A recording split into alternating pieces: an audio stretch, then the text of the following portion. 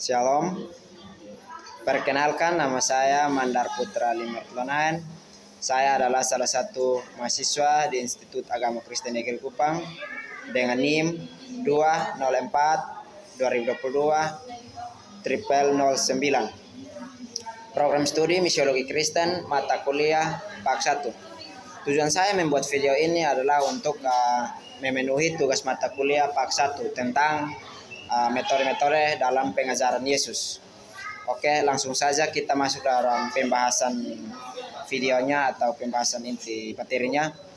Itu yang pertama tentang pengajaran melalui teladan hidup Yesus. Yesus mengajar dengan begitu konkret dari kehidupan sehari-harinya. Yesus juga mengajar orang banyak. Dia menjadi teladan bagi murid-muridnya yang mengajarkan nilai-nilai seperti kelembutan, rendah hati, dan cara berdoa yang benar. Yesus juga menggunakan pendengar untuk mendengarkan pengajaran-pengajarannya.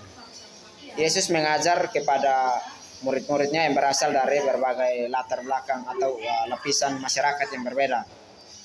Pengajarannya yang begitu relevan bagi semua orang tanpa memandang status sosial. Yesus tidak terpaku pada satu lokasi. Dia juga mengajar di berbagai tempat termasuk bukit, danau, dan juga perahu nelayan. Yesus mengajar di atas perahu yang contohnya seperti pada saat bersama dengan Simon Petrus dan saudara-saudaranya.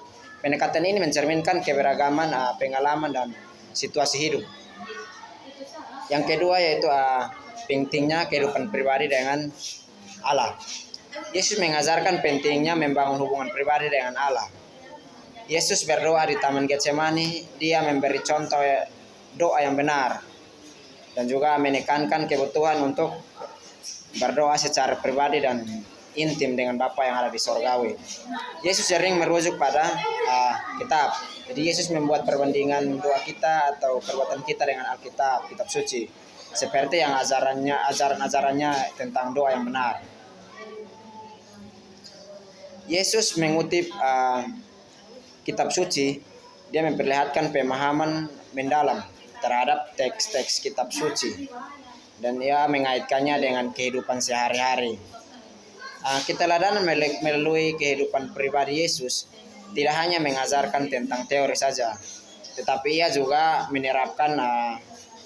menerapkannya dalam kehidupan sehari-hari dan perlu kita teladan dalam kehidupan kita. Dia juga memberikan contoh dengan rutin berdoa, menunjukkan kebenaran dalam tindakan, dan juga saling menolong sesama. Kita juga perlu memahami sifat-sifat manusia.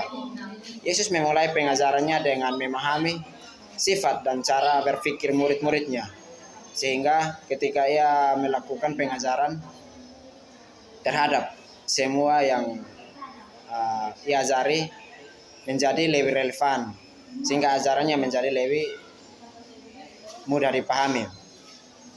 Jadi ada beberapa metode pengajaran yang dilakukan oleh Yesus. Yesus juga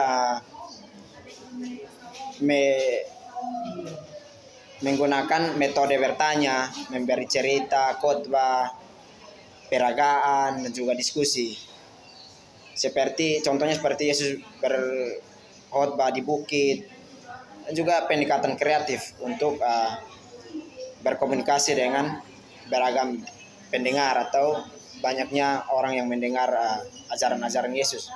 Prinsip-prinsip pengajaran mencakup pemahaman atas kemampuan murid, pelatih, pertumbuhan iman, dan juga manajemen suasana kelas. Nah, kali ini kita akan bahas tentang metode cerita. Yesus sering menggunakan kemampuan atau cerita untuk menyampaikan kebenaran rohani secara tidak langsung, namun mudah untuk kita pahami. Yesus juga menceritakan perumpamaan tentang orang Samaria yang baik hati, daya tarik, dan imajinasi. Metode cerita ini digunakan untuk menarik perhatian, menerangkan konsep abstrak atau yang tidak kita lihat, dan juga menyampaikan keseluruhan pelajaran dengan daya tarik dan imajinasi kita. Jadi Manfaat dari metode cerita yaitu untuk menarik perhatian, menarik perhatian. Dan cerita itu digunakan untuk menarik perhatian pendengar atau audiensnya. Terus yang kedua, menerangkan konsep abstrak atau cerita membantu menjelaskan konsep atau kebenaran yang sulit untuk dipahami.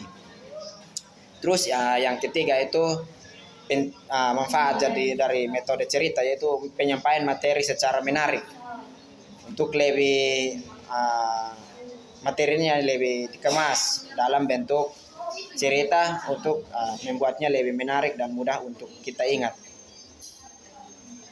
Jadi Yesus juga menggunakan kategori pengajaran perumpamaan yang kita lihat dalam kisah nyata kehidupan Yesus yang menggunakan ilustrasi dan kehidupan hari-hari yang dikenal banyak orang dan juga kita dengar, seperti perumpamaan tentang yang benih yang tumbuh atau anak-anak yang bermain di pasar contohnya ya. Terus cerita ini didasarkan pada kenyataan umum yang melibatkan peristiwa masa lampau yang berhubungan dengan pengalaman seseorang, seperti perumpamaan tentang petani yang menabur gandum. Dan ilustrasinya seperti fokus pada karakter dan tindakan, lalu seperti perumpamaan tentang orang Samaria yang baik hati. Jadi metode cerita sebagai pendekatan pengajaran. Jadi metode cerita bukanlah metode mudah, tetapi dia sangat efektif untuk menyampaikan pesan yang sulit dengan cara menarik dan juga mudah dimengerti untuk para pendengar maupun para pengajar.